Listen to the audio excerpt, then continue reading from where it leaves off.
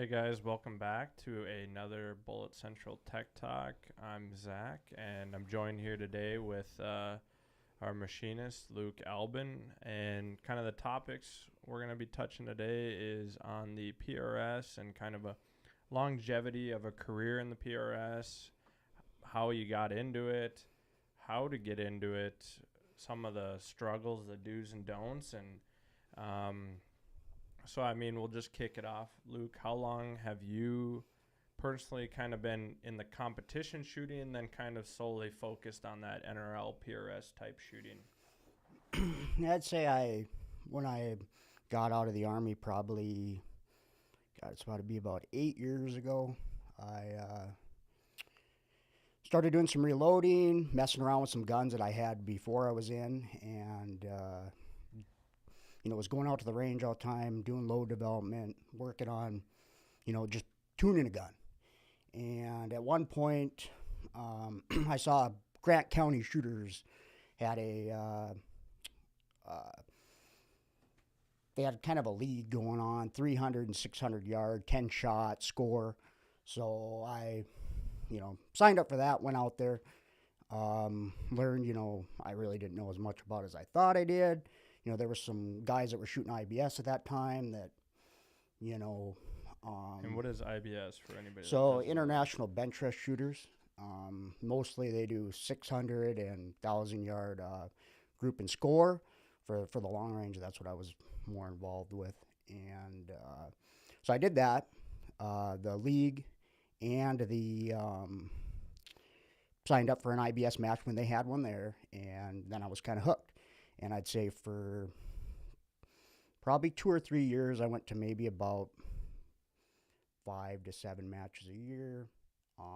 Started kind of getting to figure it out towards the end, where I could kind of compete with these guys. And that's when I was talking to Nathan Peterson one day at a match, and he told me about PRS. And I said, wow, that sounds more like my kind of thing, coming from a coyote shooting background and bow hunting and stuff like that. I thought PRS sounded a lot like the kind of game I'd want. And I signed up with Nick Butsy and was it Alvar at the time too? Alvar was there. I'm trying to think at the time. It was Brady Walters. Brady Walters. Yeah. So it was Nick Butsy and I and Brady Walters, and we all showed up to Rush Lake, and we shot a pro-am as a team, and none of us were, I had shot a couple bench rests, but it's totally different. I don't think Nick had shot anything, and we went there and I think we got second, and Brady shot really good. I shot decent. I think Nick shot pretty good. We just had a good average. So we did pretty good. And after that, I realized, hooked. Just kind of yeah, hooked. I was hooked, and then at the same time realized I, needed to learn a lot about that game too. And then that sent me down the road of going towards the actual PRS matches and getting more into it. And Nick too was at that time going to a lot of them, and there was a good following out at Rush Lake, and it was a newer club, and we were all kind of learning at the time. So some hype kind of behind it and learning curve.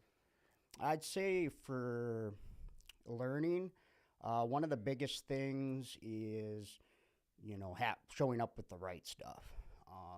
You can go to any PRS match with a one ammo away gun and do fairly well with the right equipment and the right mindset, having the right drop data is huge. I guess before we'll get into that, I think in depth, but I guess one of the things before we get into this, you got a question on my phone? All right, got a question here. 1 second. We got a question. How many trophies did you win in the IBS when you were shooting? Were you quite successful, or not few wins really. Just getting into it? Not really. I won state, Minnesota State, one of the last matches I went to, and I think I won the score and group for both light and heavy gun. And then there was a couple other ones. didn't do it long enough to really figure out, and I was in college, and it's a hard game. A lot of people, you got a lot of people that go through, 5 to 10 barrels a year, and they look for that, that really good barrel and, that certain lot of bullets, and they got their stuff right, and they're hard guys to beat. There were some really good guys in that game, and I never quite got myself, with the amount I was doing it to get to their level. I could compete with them, but they were, I mean, there's some guys there that that will shoot some really tight eggs. So I mean, with the IBS that you were shooting and now into the PRS, even to this day, what are some of the things that you learned at that level that, at the PRS level they are doing, but not to the degree maybe some of those guys are, that you've carried over, that you've found success with? I mean, I know you touch on it at work, like the reloading aspect is huge. I'd say a lot of people mess up with the loading, and they go down these rabbit holes of something that somebody told them on a form, and they'll jump into something, and they're so worried about an SD number, and it's only going to shoot good if you have this SD that's low, or these kind of things. And if you talk to any high-level bench rest guy, some of their best loads are, might have had a extreme spread of like 15 feet, something like that, and it was shot the best. So I catch a lot of that where guys really, really focus on certain things, and coming from bench rest to that, I would say that was the only thing that really carried over, is I had a really good understanding of how to get a load really quick that's consistent and good, and not have to, deal with a lot of problems with loading. I see it a lot of matches. I get guys, I have a case head separation, or something not feeding. I mean, I've they didn't bump their shoulders enough, or they bumped them too much, or they just things like that, where you from the bench rest game, you learn most of that because your reloading has to be so meticulous. And so I guess, yeah, that makes sense. And it's the little things that some people neglect, or they spend too much time on, and then they neglect some other things when it in a system or a reloading. Yeah. In the PRS game, I think if you're spending a lot of time worrying about what's going on your bench, I mean, I'm saying do it right, but the bench is not where you're going to win. Yeah. Not where you're going to do good. You're going to do good by practicing and going to matches, and your fundamentals of your shooting, and no mess ups. I mean, the best shooters, they don't mess up. And that's one of the things, and we kind of chat about it with in regards to like Morgan King or your Austin or Gaines out there, where we talk about they could take a rifle from the guy that took 60th place at a match and win the match. So I mean, in a sense, like, how much gear makes the shooter, but how much does the shooter actually make the gear? And I think that's kind of a big discussion with people getting into the PRS, or people that are even been several years in the PRS, and they're like, well, I have the best scope, I got the best stock, barrel, whatever, and they're like, I can't crack the top 20 even, or even the middle half. So it's one of those things, like your input on, where do you kind of draw the line, or where do you focus on to, take yourself to that next level, or even be competitive with those guys? Because those guys, I mean, they just, like, I mean, you touched on it. They just simply don't make mistakes. I think there's it's kind of a hard thing to say with it, but there are some people you're never going to get to where those people are, because it's a mindset. I mean, you watch somebody like Austin or Morgan or somebody like that run a stage, and all the things that are going through their head that make them do it that much better than everybody else, and they do it with just ease. It doesn't look like they're doing anything special, but they go up there and get a 9 when you got a 7, and that's the difference between getting up there. And it's their whole game, and you get those kind of guys that they don't brag, they're against they're against humble. they're humble, and they want to be competitive. They're competitive against themselves mostly. They're not probably even really worried about the other guy out there. They're going up there to that stage, and they are gonna do it with muscle memory, and they are gonna if there's a the wind call they got wrong, or they did something wrong, they're going to fix it. They're going to fix it within one shot. They're not going to lose the points. And whereas then you get a new guy that's, only been in the game for a little while, and you see this a lot when you spot for people. They'll shoot off the right side of the plate. You got a pretty big crosswind, and they didn't look at it right, and they drift one off the side. And then you'll see them do the next shot. It'll be the same side and the same point. Whereas in a top-level guy will see that, even off of a positional stage, and he will make the right correction to be on there. And he'll follow that through with, if there's multiple targets. And, that's what they do. That's the game. And in a sense, it's those corrections that they make, and also the very few mistakes that they make. We have a good bunch of local shooters here, and even we ran the Pro-Am 2 weeks ago, and the amount of things where you're talking to the guy, you ask him how the stage went, and whether it's a wind correction, or they dialed wrong, or they wrote down their dope wrong, and those guys don't make those mistakes, and very rarely. And at the time, watching those guys shoot, it's actually quite cool to see, because like you said, they're off the right edge of the plate on their first shot, or say their third shot, and you can, as you're spotting for them, you can watch them just center punch the next shot on that plate. Yeah. And like you said, you watch another guy that's middle of the pack will go off the right side of the plate twice, maybe, hopefully catch some sort of dirt or berm or grass movement, and is able to make that correction. And what's actually quite cool to see is when some of those top shooters make that correction, it's not a correction to hit the right side of the plate if they're off the right side.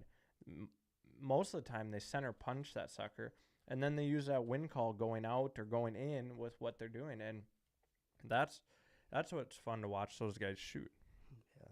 Yeah, I'd say I shot a match on Saturday, and we had switchy winds, and I had a lot of new guys in my squad, and it was really interesting watching when they would go up there to shoot the stage, and say the wind, we had a kind of a headwind, and sometimes it would switch from like probably 11:30 to like 12:30 or something like that, and they were so focused on the numbers they had wrote down, right, that when they go up there to shoot the stage, they look at their card, and that's what was in there.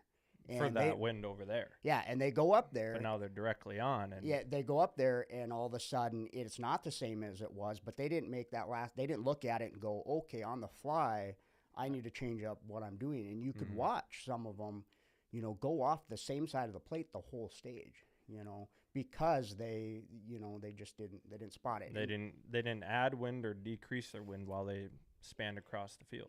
And spotting your misses and knowing what to do, or I mean, it's key if you're not hitting it right away. One of our boys from Mississippi says, any thought on using alpha reamers for the micron dies, and 2 sizes bigger on the dash or mandrel insert for the micron die? Josh, what size mandrel do you have? Do you have a 264, or what do you got there? Yeah, on the reamers for the dies, if it's a sizer, you're looking at, well, there I just get a custom JGS reamer. And I mean, right now, Alpha is selling our dies on their website for their brass. So I mean, it works quite well for the Alpha. But Alpha specific, I mean, is that something? I believe the only difference on the Alpha reamer is the neck. I think it's a 274 instead of a 272 on the neck, but nothing on the body or the 200 line. I believe the body is the same. I'd have to check the radius between the shoulder neck junction and the shoulder body junction, if that's exactly the same, but I'm pretty sure it is. Okay. So sometimes what I do find is brand new Alpha brass, until you shot it once and size it down, it can be a little tight, and Okay. He says the biggest we offer, but I'll have to For talk the with him. mandrels. Yeah. For the mandrels for the dasher, I ran a very large, from a thou neck tension. I think I might have went all the way up to about 4 or something like that. It's a big span. So I wanted to see really what was going to sell, Mm. to And then what kinda people go from want. I there. know what I use, and I know what I would recommend to use, but what some people might want to do stuff different, and you got bench rest guys that tune some of that stuff with their load. They're not just going to use the same thing over and over. Yeah.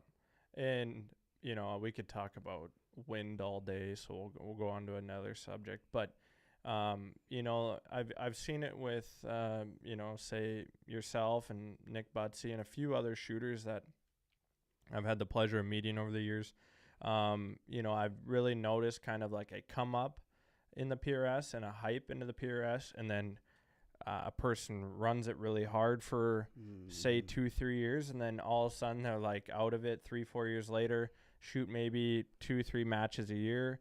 And then some guys that we've seen that happen to are actually kind of coming back for Sometimes, kind of seconds. rarely. But it's you touched on it, how you kind of got into it with the hype and why it was fun right away. And then also, I know for the not last year, but 2 years before that and the year before that, you were actually going to quite a few matches and shooting quite frequently at 2 days. And then this year, I know we're growing as a business, and it's actually been, crazy busy around here. So you've been quite limited, but at the same time, you have the opportunity. And why haven't you, I guess, taken the opportunity, or why you've kind of taken a break, I guess? I've backed way out. I'd say originally I was more motivated about it and had more, and you what happens, and I see this a lot, you get somebody new and they'll hit it really hard, and then they can get themselves up there, and they'll say they'll get themselves to like, top 10 at like a local match, and then, they'll get into maybe the top 30 or 20 at a bigger 2-day match. And they want to get higher than that, but they get stuck. And maybe your personality won't ever get you above that, or how much time you want to put into it. And then I think in their mind, they decide if they want to do it. And it is expensive. It's really time consuming. And a lot of people, I think, just, one day say, for me, what I decided to do was stick to basically, I like the 2-day PRS, man. I'd rather go to that I'd rather go against them. Over a 1 day. Oh, you find me the hardest match. You give me, I want like Austin. I want, all those people there. King, Bakers. Yeah, I want to go to those matches to go against those guys, because when they beat me, which they're going to, I want to know how far off I was from the top.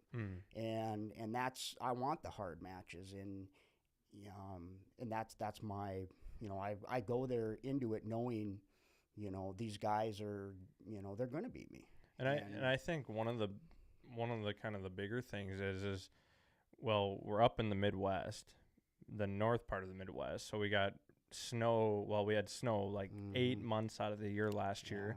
So it's hard to get out and practice and keep shooting. And then also, I mean, where's the nearest 2-day that you went to? I think South Dakota this year. Yeah, so and then Wisconsin. But other than that, I mean, I'd say for practice this year, I set up 2 new barrels, because I switched to Alpha Dasher, and I set up both those 2 barrels, and that was my practice, was going out to get those barrels right and like check the drops and the speeds. And I went out to Rush Lake, which is probably an hour and a half. And I went out there a couple times.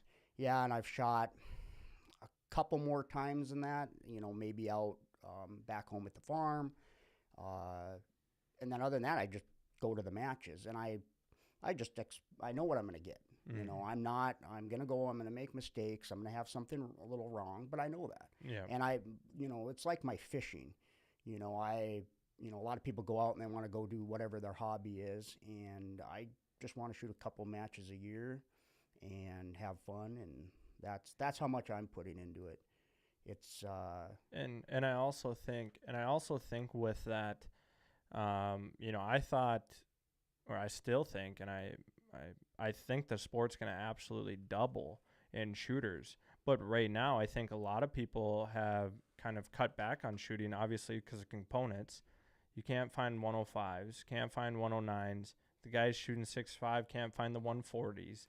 Even in the F class, they're struggling to find the 180s or the 215s. yeah, there's some of that out there. I would say Powder, I mean, it was hard for a while. It's getting a little bit better. I don't know that anybody that was a real big shooter really ever completely ran out. no, I don't think so. And I think a lot of those guys that are at that top level, or They'll search for it. I mean, they'll harder. search for it, and also they knowing somebody in the industry also helps out with that kind of stuff. Mhm. But if you think about the guys that are wanting to take it to the next level, or the guys in that 60s, 70s, 80s that are just getting started or on year 1 or 2, they weren't prepared for No, anything like this, where you know you have to buy 4,000 bullets if you have the opportunity, and yeah, that's a lot of money.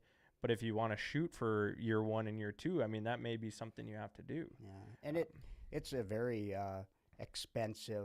expensive hobby, and sometimes I go to a match, and whether you fly or drive, I usually cut off for if it's over 12 hours, and I start thinking about flying, Yeah. and that starts to get into a plane ticket or gas, a rental car, 2 nights in a hotel.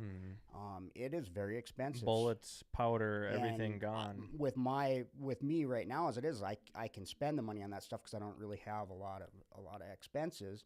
And there's a lot of people that maybe with what's going on in their life, they really can't do it. Yeah, And family, kids, time. those kind of things, that would really restrict you from really, some people it doesn't seem to bother at all, Right. and other people maybe a little bit more. But yeah, components and time put into it. I've talked to shooters before that say, yeah, I can drive 10 minutes from my house and shoot, but Or even in their backyard. but I have so much stuff to get done at home. They got a yard, or their kids got a football game, or whatever it is. So yeah, the guys that stay on top, my thought is that they shoot and practice a lot when they're not actually at matches, but it's a lifestyle they live. Yeah, I mean, it's They stay at that top level, and they push themselves, and they're just doesn't even bother them to do that. yeah, I mean, you even kind of give me crap, and some of our sponsored shooters and customers that I talk to, they're like, "Oh, what are you doing this weekend?" And I'll be like, "Oh, I think I'm going golfing or going to the lake." And they're like, "Lake? Golfing? Yeah. Why aren't you at the range?" And to be honest, like, I love a good range day, but I understand, and I've seen and watched people be able to start and then go to that level. I mean, like you touched on it, it's a lot of work, and you have a lot of responsibilities at the same time. If you're gonna go to a match, you've spent hours already Preparing, reloading, Mhm. and they, say you're gonna do 100, you're gonna load 100 rounds, go out and shoot. Well, that's sitting there and loading those instead of doing Mhm. something else. You do all that work, and then you go out, you come back, and you start the whole thing over again. Mhm. So reloading. I like reloading, but it is something that I would say that's why 22 or the 22 stuff is so popular. No reloading, You no ears, smaller Yeah, course of fire. you don't need the space. That's another issue you run in with the PRS stuff is, well, you can't. I mean, you can practice at a few hundred yards for sure, but most people are going to want to check their stuff farther out and practice that. Yeah, and do some of that stuff. And you need the space to do it. You can't just do it anywhere. I mean, for me, it's an hour. If it was a 22 stuff, you probably could do it pretty much anywhere. Yeah, I mean, just drive 10 minutes Yeah, north and of then, town and shoot. Yeah, you could set up, even most ranges, you could set something up and be fine. So, And another question that you hear about it all the time, like, and we kind of talked about it over this past weekend you were shooting, the thoughts of like super squads, and then also thoughts of squads that are very amateur in the sense of, or greenhorn you could call it. Like, how much whether you are a squad mom or just a shooter in that, like how much do you think that like impacts you throughout the day? You know, some may say, well, it doesn't impact me at all, but I have a feeling that, you know, whether you're in a very greenhorn squad or a very, you know, super squad, I feel like that has an impact both ways.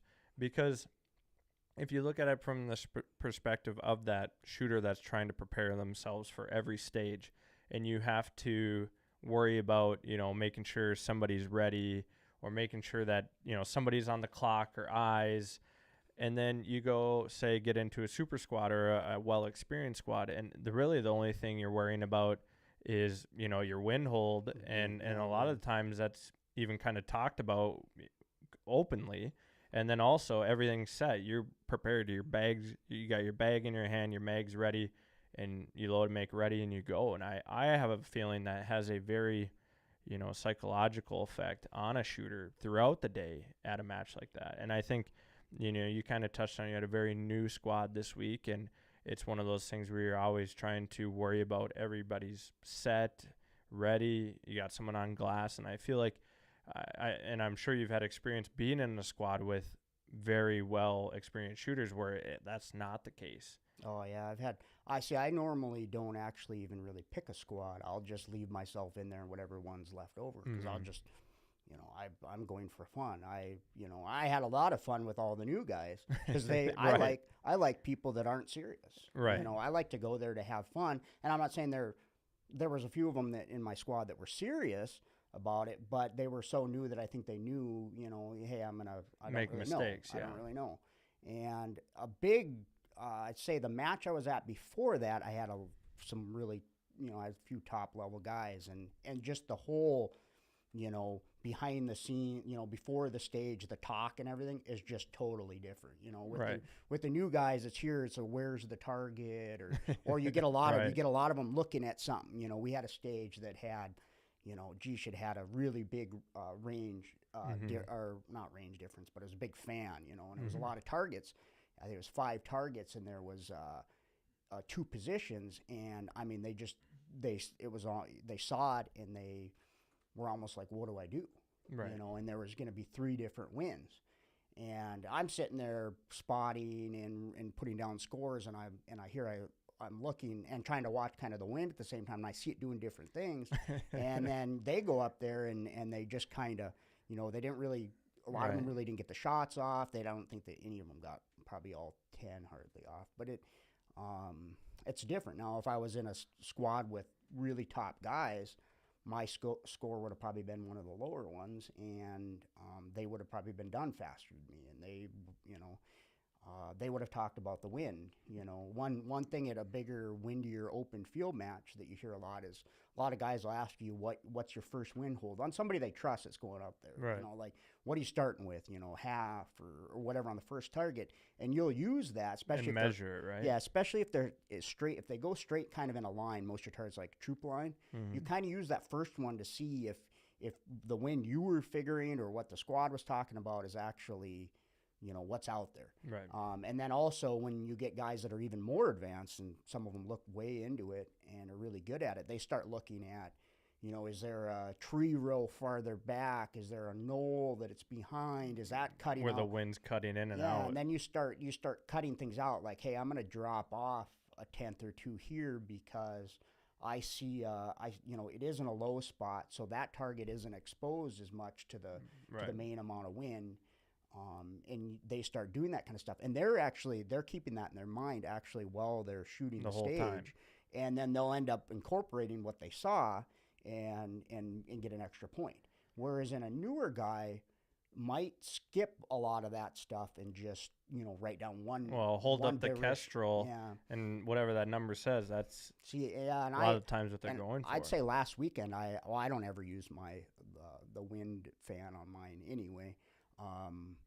But I'd say I like to just kind of almost look at it and try to get myself so I know, especially if something changes or you go up there and it drops off, you got to know what to do. And if you rely too much on this thing I held gave me this number at that time, then when you actually go up there and it drops off or switches, you don't know anything about kind of just a basic amount, like, hey, how much is my spin drift at this far? You know, what do you think a hold would be just with that wind without looking at a calculator? Yeah, and I would say, even, running that Pro-Am, I would, you could probably count on two hands how many people actually know that there's spin drift in a bullet. Yeah, And what it is at a distance. Far enough into it, they're just going to look at whatever they're on. They might not even have it turned on, Right. And you look at a place like, say, Rush Lake, where it's real square and treed in, and I've been there before, and even at the Pro-Am, and I'm hearing people say stuff like 1.5 mil at like at a target, yards. and I'm kind of like, that's excessive. I don't know if you could ever get 1.5 mil there, Right. So it. Yeah, there's different places in different, different kind of shootings. I'd say Rush Lake is better for a newer person. You go like Chris Hofer's match in South Dakota. That is a wide open space, and you have brand new people. I mean, they're gonna have trouble. Yeah, I mean, trouble. Yeah. You have also a place where you can have multiple target stages, multiple directions. You can have, all kinds of different positional stuff. There's just so many more aspects of it that are put into that 2-minute time frame or 1.5 minutes or whatever you have, that if you're not proficient in all your stuff, you're either gonna run out of time or you're just gonna make really bad shots. So I guess we'll end it off on one more question, and over the years where you've shot, what match you've shot, like what has been the best match or your most fun you've had at a match.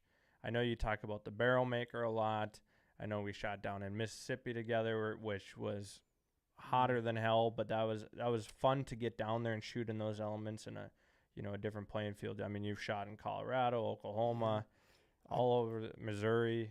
I'd say I like field matches, big open field matches, and harder courses of fire. I mean, I know I'm going to lose points. I'm not that competitive with it, but I want to go and have fun, and I want to be, like, pushed. And I would say Colorado, there was an NRL match out there that I went to a couple years in a row, and I forget now who ran it, but I think it was out by Craig or something. And, I mean, it was these tumbleweeds and sand and hot, and the targets were hard to see. It's that high desert elevation, yeah, in just hard matches. I mean, you have a target with almost nothing behind it to see where you miss. It's the same thing. What's the other one? Keith Baker puts out the one Keith Baker does. Yeah. So he has something Canyon or something. Yeah, he has. On his match there, they had, even some targets that were at the top of a ridge where you were never going to see where you missed. And I remember when I pulled up there, Didn't you ask him if he put those up there? And he does too. He had somebody. The range people put them up there, but you pull up there and they have this spot where you can, check your zero and this and that. And he tells me that I better have good numbers, and I'm kind of like, well, if you're already here, I mean, you're going to change your numbers now. And I go up there, and there was these targets, and I mean, I had my tripod, like, all the way, and it was... Yeah, I remember that photo you sent me. You had your bipod and everything. And that was a very, very hard match. There was times people couldn't find targets. Cameo. Yeah, Cameo. That's what it is. Yeah, that's a very good place to shoot. So... And then Keith, any of the match directors that don't do anything gamey, he's straightforward. So that kind of stuff. Well, awesome. I just want to say thanks for tuning in today. We're at about just over 1,500 YouTube subscribers with our goal to reach 2,000 by the end of the year. We're giving away 2 sets of dies to 2 lucky winners on a random draw for that. So make sure you go like and subscribe at our YouTube and tune into next week and our Instagram as well. Thanks.